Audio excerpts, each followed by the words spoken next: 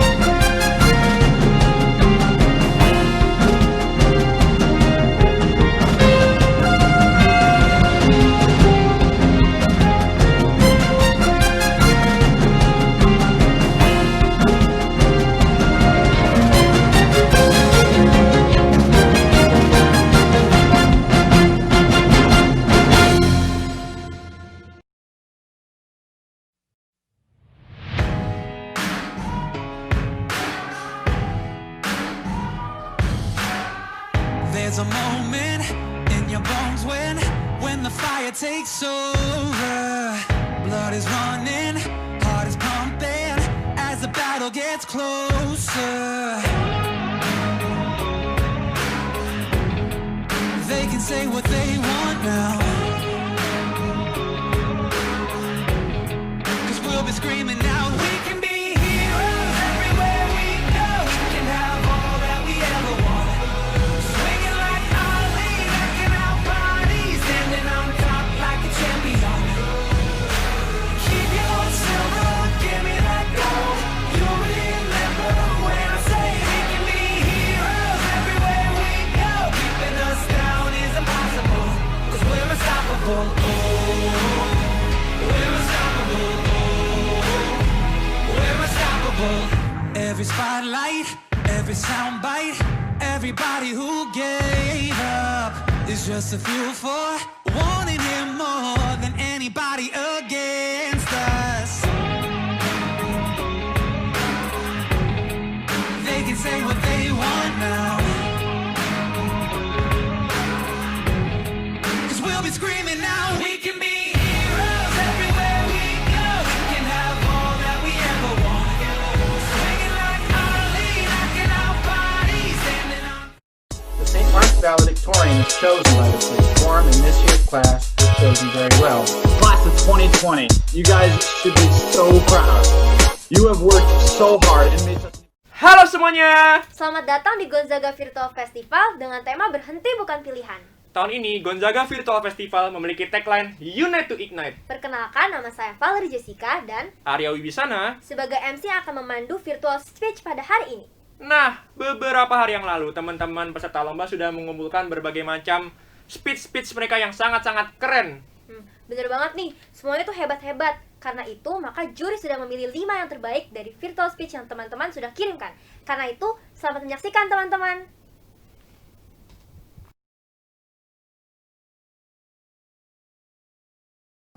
Assalamualaikum warahmatullahi wabarakatuh. Shalom, Om Swastiastu, Namo Buddhaya, dan salam kebajikan. Perkenalkan, saya Kevin Bungaran Situmorang dari SMA Kolese Gonzaga. Pada kesempatan kali ini saya akan mengangkat tema, bisakah online class menggantikan pembelajaran offline? Pada tahun 2020, kita dikejutkan oleh virus yang baru ditemukan dengan tingkat penyebaran yang sangat cepat. Kita diwajibkan untuk melakukan hampir semua kegiatan kita secara online, termasuk kegiatan belajar mengajar. Biasanya kita bertemu di sekolah, namun karena adanya pandemi ini, kita diwajibkan untuk melakukan kegiatan belajar mengajar secara daring dari rumah masing-masing. Jika diberikan pertanyaan secara singkat, bisakah pembelajaran online menggantikan pelajaran offline yang biasanya kita lakukan? Bagi saya pribadi, jawabannya tentu tidak.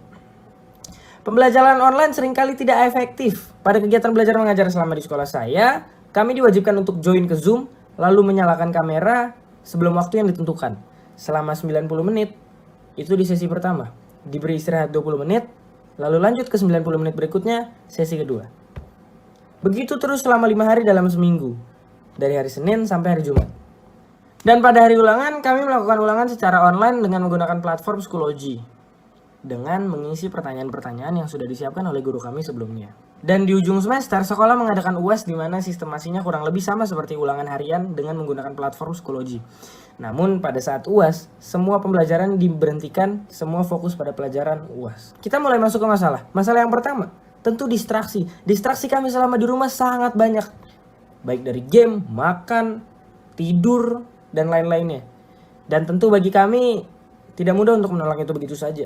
Belum lagi dengan segala kendala yang ada, baik mati lampu, internet hilang, dan lain-lainnya. Dan itu tentu sangat menyulitkan kami.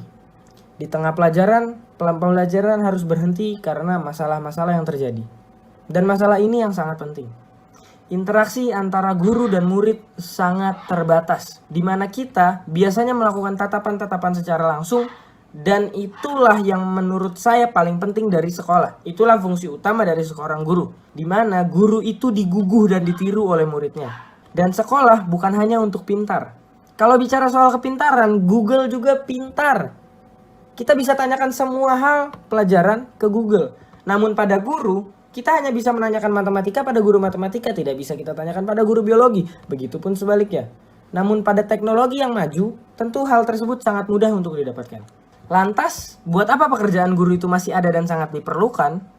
Tentu saja pembentukan karakter. Guru itu diguguh dan ditiru sekali lagi. Jadi interaksi secara langsung sangat dibutuhkan. Masalah yang kedua ada pada saat pelaksanaan ujian. Nilai kejujuran jadi harga yang sangat mahal. Pada saat pelaksanaan ujian, sangat mudah bagi murid untuk melakukan tindak ketidakjujuran. Kegiatan mencontek sangat mudah dilakukan, sangat kecil untuk ketahuan.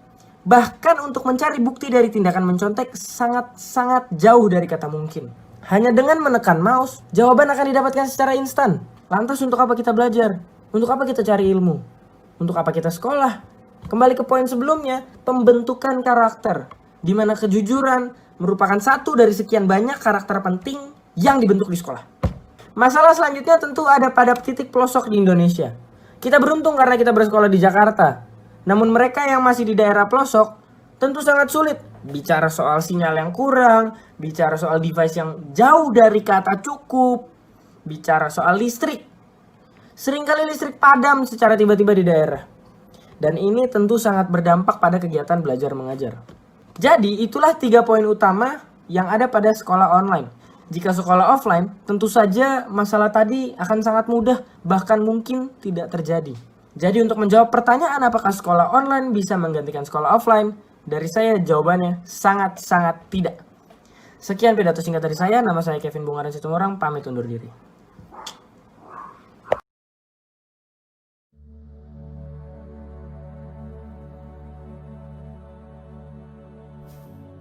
Pengalaman yang saya ingat pertama kali ketika saya masih kecil adalah diajarkan untuk mengendarai sepeda beroda 2 oleh ibu saya.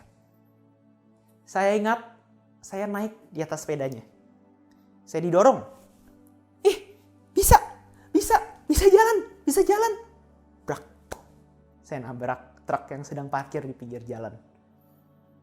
Itu adalah pertama kali yang saya ingat kegagalan yang saya alami.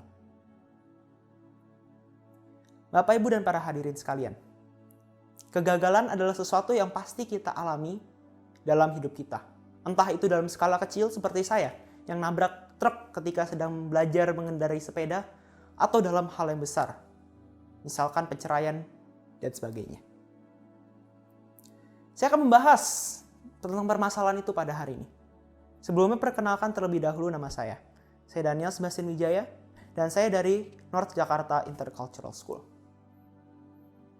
Seperti yang sudah saya katakan sebelumnya, kegagalan adalah satu hal yang pasti yang kita alami sebagai manusia.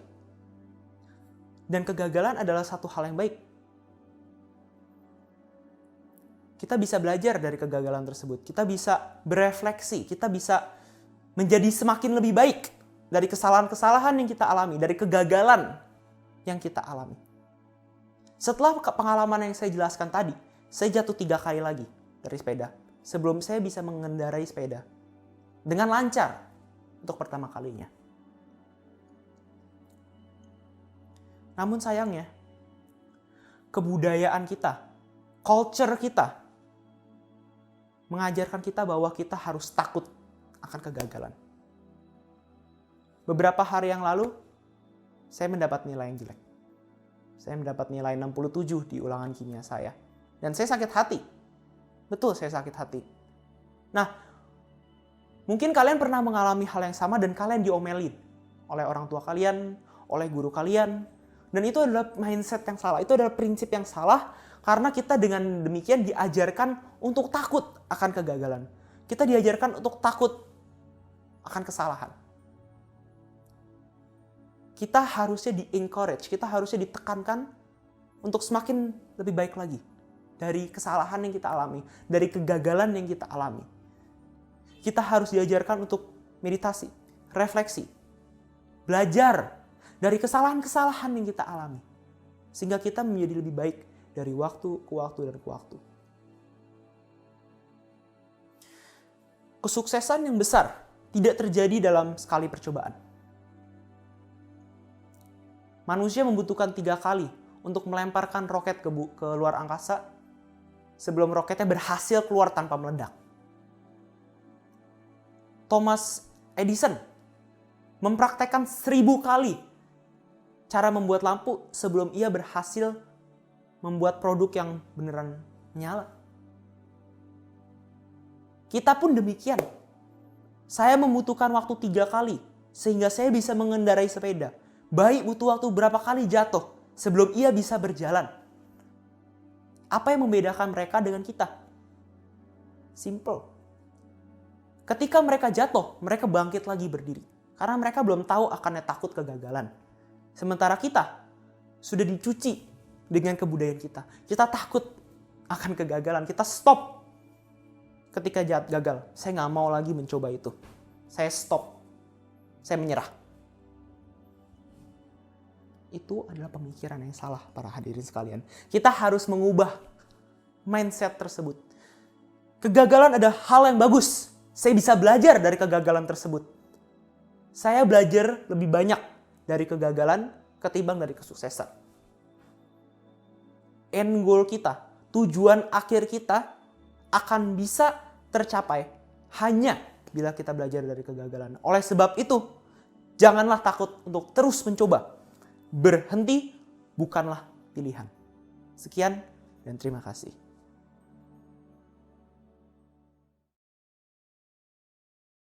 .321 kasus baru di Indonesia, ini rekor.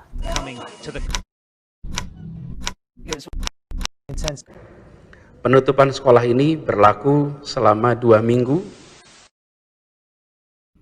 Kegiatan belajar mengajar telah dilakukan secara daring sejak awal pandemi ini. Sampai kapan hal ini akan berlangsung, gak ada yang tahu jawabannya dengan pasti. Melihat kondisi yang semakin parah, semakin banyak orang mulai bertanya-tanya, apakah sudah saatnya kita berganti ke online class? Pertanyaannya, bisa nggak sih online class mengganti offline class? Pertama-tama, kelas online dan kelas offline memiliki kelebihan dan kekurangannya masing-masing. Pada kelas online, kegiatan belajar mengajar lebih fleksibel, karena kita perlukan hanya alat daring, di mana kita melakukannya bisa di mana saja. Tapi menurut saya pribadi, kelas offline lebih efektif dibandingkan kelas online. Dan saya memiliki beberapa alasan atas pernyataan saya ini. Yang pertama, pada kelas online, kita memerlukan alat daring, seperti komputer, laptop, dan HP.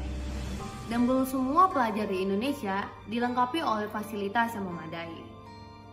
Selain itu, banyak daerah di Indonesia yang belum terjangkau koneksi internet yang baik. Bahkan, masih ada yang belum terjangkau oleh listrik. Pembangunan yang belum merata di Indonesia menjadi salah satu alasan mengapa kelas online belum mampu dilaksanakan di Indonesia sepenuhnya. Saya memiliki alasan lain, tapi pada alasan ini berhubungan dengan kesehatan. Pada kelas online, mata kita terus menatap layar. Dan hal ini dapat menyebabkan kerusakan mata, terutama bagi pelajar yang masih di bawah umur 18 tahun, di mana mata belum berkembang secara sempurna. Hal tersebut dapat menyebabkan kerusakan lebih lanjut. Salah satunya adalah saya juga terkena dampak akibat ini. Pada kegiatan belajar, kita bukan hanya belajar ilmu, tetapi kita juga belajar cara berkomunikasi dan membentuk hubungan yang baik dengan sesama. Dan menurut saya, bersosialisasi akan lebih efektif apabila dilakukan secara tatap muka, tanpa menggunakan perantara. Belum bisa bukan berarti tak bisa. Apabila pandemi ini terus berlangsung, kegiatan belajar mengajar akan terus dilakukan secara online. Dan kita, para pelajar, harus dapat beradaptasi dengan perubahan yang ada. Saya Tabita Tamunan dari SMA Tarkanita 1. Sekian dari saya dan terima kasih.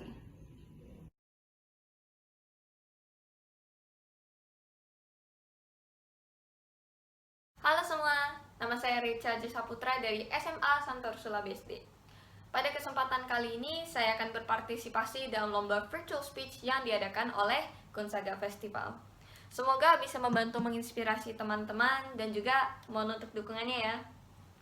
Sebelum saya membahas lebih dalam, saya ingin bertanya dulu. Dalam menjalankan kegiatan kalian sehari-hari, kira-kira kata apa saja yang sering kalian dengar? Saya yakin kata-kata tersebut merupakan kata-kata seputar COVID-19, Corona, pandemi, dan hal-hal lain yang sehubungan. Seperti yang teman-teman ketahui, virus Corona telah menjadi musuh terbesar umat manusia di bumi. Di Indonesia, virus Corona menjadi salah satu penyebab utama melemahnya perekonomian negara. Berdasarkan data dari Badan Pusat Statistik, angka pengangguran di Indonesia meningkat sebesar 2,67% dengan total sebanyak 9,77 juta orang. Hal tersebut terjadi akibat banyaknya perusahaan yang tutup akibat persebaran virus corona yang cepat ataupun melakukan putus hubungan kerja karena tidak mampu membayar karyawan dalam jumlah besar. Virus corona juga bagaikan malaikat kematian yang merebut nyawa banyak orang. Beberapa di antara kita pun harus berpisah dengan orang-orang yang dicintai. Tidak hanya itu, virus ini juga merebut kebebasan para anak-anak generasi muda untuk berkarya, berekspresi, mendapatkan edukasi yang layak, serta menjelajahi dunia yang luas ini. Percaya atau tidak, corona telah merebut banyak hal dari kita. Hal itu pun membuat kita merasa resah, kesal, dan lelah menghadapi hari-hari yang terasa berpola. Harapan kita pun tak lama menipis dan akhirnya kita pun terjebak dalam kamar dengan rutinitas yang sama. Tak tersadari bahwa kita telah menjadi narapidana dalam rumah sendiri. Dan ini semua terjadi akibat organisme berukuran mikroskopik bernama virus corona yang mampu merenggut nyawa banyak orang. Bagi teman-teman semua yang telah menjadi tahanan di dalam rumah sendiri, jangan khawatir. Terus terang, saat ini saya juga mengalami hal yang sama dengan teman-teman. Walau begitu, saya menemukan suatu cara agar kita semua dapat dibebaskan dari penjara ini. Kunci untuk terlepas dari kegelisahan yang mengikat kita sebetulnya ada di depan mata kita, di ujung daun hidung kita. Nih, saya beri infonya. Ada satu hal yang tidak bisa corona rebut dari kita, para narapidana yang terjebak di rumah sendiri. Hal tersebut adalah kemampuan kita untuk bisa berekspresi dan berkreasi dimanapun kita berada, sekalipun di kamar kita sendiri. Banyak hal yang bisa kita lakukan selama kita menjadi tahanan di dalam rumah sendiri. Dari menemukan hobi baru hingga menemukan kesempatan-kesempatan untuk mengembangkan diri. Menonton drama Korea, memasak, memulai sebuah bisnis daring kecil-kecilan, mengikuti kegiatan sekolah secara daring. Hal-hal tersebut merupakan sebagian kecil dari berbagai macam kegiatan yang dapat kita lakukan selama di rumah. Beberapa kegiatan yang dahulu kita lakukan di sekolah, juga sebenarnya dapat kita lakukan di rumah, seperti merayakan ulang tahun teman-teman melalui Zoom meeting ataupun Google Meet, dan mengirimi mereka hadiah melalui jasa pengiriman. Walau terdengar seperti kegiatan yang sederhana, namun ketahuilah bahwa kegiatan-kegiatan ini sebetulnya dapat membantu banyak pihak untuk menghadapi masa-masa sulit ini dan tetap berkarya dari rumah.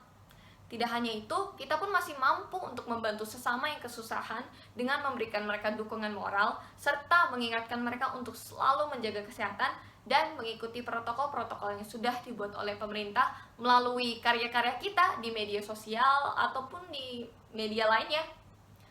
Kondisi yang harus kita hadapi saat ini memanglah tidak mudah.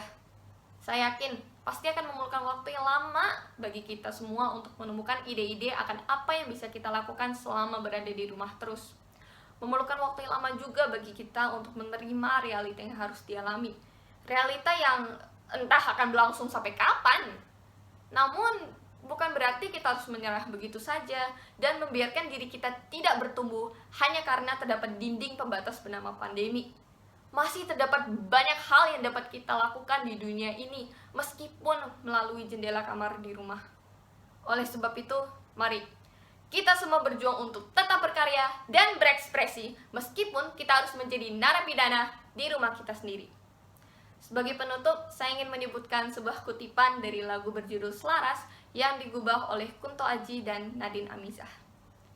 Kita bisa, selama masih ada rumah untuk pulang dan memulai segalanya. Terima kasih karena telah mendengarkan dan jangan lupa untuk jaga kesehatan.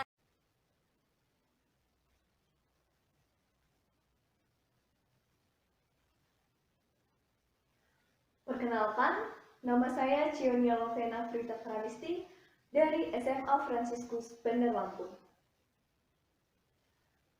Yang terhormat Bapak Ibu Dewan Juri, serta teman-teman yang saya sayangi. Selamat pagi dan salam sejahtera bagi kita semua. Pertama-tama, marilah kita panjatkan puji dan syukur kehadirat Tuhan Yang Maha Esa atas berkat dan rahmat-Nya kita dapat bertemu secara virtual. Pada kesempatan kali ini, saya akan menyampaikan sebuah pidato bertema adolescence dan media sosial. Saya akan menguraikan tentang dampak penggunaan media sosial di kalangan remaja. Teman-teman yang berbahagia, media sosial adalah sebuah media daring yang digunakan satu sama lain, di mana para penggunanya bisa dengan mudah berinteraksi, berpartisipasi, berkomunikasi, dan berbagi satu sama lain dimanapun dan kapanpun tanpa dibatasi oleh ruang dan waktu. Seiring perkembangan globalisasi, banyak kalangan masyarakat menggandrungi media sosial, mulai dari anak-anak, dewasa, dan tak terkecuali remaja. Bahkan di era sekarang ini, remaja dan media sosial adalah satu kesatuan yang tak dapat dipisahkan. Bagaimana tidak? Dengan bermedia sosial, kita bisa memperluas jaringan pertemanan, mengembangkan keterampilan, menjaga silaturahmi dengan keluarga jauh, dan sebagai sarana belajar dan mengajar. Namun, apa jadinya bila seorang remaja terus-menerus bermain media sosial sehingga menjadi kecanduan? Remaja tersebut akan menjadi susah bersosialisasi dan berkomunikasi dengan orang sekitar. Media sosial juga akan membuat remaja tersebut menjadi lebih mementingkan diri sendiri. Mereka tidak peduli dengan lingkungan mereka karena mereka sibuk menghabiskan waktu mereka di internet. Menyedihkan, bukan? Teman-teman yang saya kasihi, ada begitu banyak cara yang bisa kita lakukan untuk mengurangi kecanduan pada media sosial. Antara lain, kita bisa mengurangi waktu online kita di media sosial. Kita juga bisa menyibukkan diri dengan melakukan hobi yang seru, berkunjung ke rumah teman atau saudara, atau kita juga bisa membuat kue kesukaan keluarga, sehingga tangan kita tidak gatal untuk online terus. Kita juga bisa menghabiskan waktu lebih banyak dengan keluarga, saudara, atau sahabat. Selain itu, sebagai remaja, kita harus mempunyai tekad yang kuat untuk berubah dan memperbaiki diri. Ini akan menjadi modal utama dalam mengurangi kecanduan pada media sosial, sehingga proses tersebut bisa menjadi lebih mudah dan tetap terarah. Pengembangan karakter sejak dini termasuk saat remaja sangatlah penting bagi masa depan dan remaja itu sendiri, terlebih bagi masa depan bangsa. Ayo, bijaklah bermedia sosial. Pilihlah berita secara akurat dan jangan menghabiskan waktu terlalu banyak di media sosial. Demikian pidato yang dapat saya sampaikan. Terima kasih atas perhatiannya. Mohon maaf bila ada kesalahan kata dan pengucapan. Akhir kata, selamat pagi dan jadilah remaja yang bijak bermedia sosial. Ya, itu dia teman-teman, saudara-saudara, virtual speech dari top 5. Gimana, Val, pidato gue? Emang itu pidato ya? Ya ampun, pasti kalah sih. Tapi tentunya mereka semua yang tadi tampil tuh keren-keren semua. Ya kan, Val? Iya, bener banget. Nah, karena itu teman-teman, selamat ya bagi yang sudah masuk top 5. Bagi yang belum masuk top 5, nggak apa-apa. Jangan berkecil hati dan terus semangat, teman-teman. Ya, sayangnya pertemuan kita harus berakhir di sini ya, teman-teman. Seperti cinta. Tapi tenang saja, lomba-lomba lainnya itu tidak kalah serunya dengan lomba kali ini. Bersama dengan Gonzaga Virtual Festival. Nah, karena itu teman-teman, pantengin terus media sosial Gonzaga Virtual Festival dan jangan lupa juga untuk nonton closing kita ya. Terima kasih dan sampai jumpa.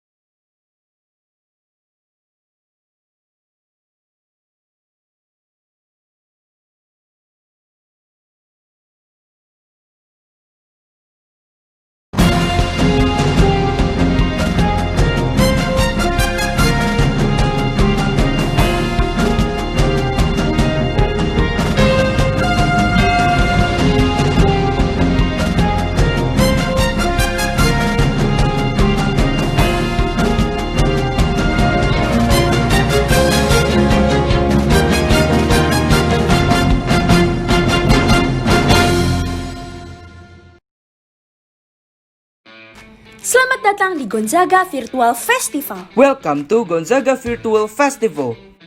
Acara ini disponsori oleh This event is sponsored by KFC Nadi by Nature, Goreng Garing, PT Kino Indonesia, Oikos Home Care, Inako and Coco, Biomedica, Hoka Hoka Bento, dan didukung oleh and supported by Gadis, Berita 1, Acara Hits Indonesia, Info Lomba, Berita Lomba, Dunia Musiku, Event Finder, Event Malang, Event Surabaya, Info Media 3, Info.Lomba, Jagat Lomba, Ayo Lomba _ Konser Musik Indonesia, Lomba Update, madingevent.id, Mading Pensi, Media Arga Event, Music Vibe, Olimpiade Update, Pray Event, Sanur FM, Sekolahku Kampusku, seputar lomba, update lomba event, MOV Review, Share Event, Jakarta Network, Laskar Gons, Gons FM, Info Screening, Cirebon Screen, Komunitas Film Jakarta, Society, Event Nasional. Selamat mengikuti rangkaian acara kami. Terima kasih dan sampai jumpa. We hope to see you for the next few days. Thank you. Terus berkarya, jangan menyerah, karena berhenti bukan pilihan.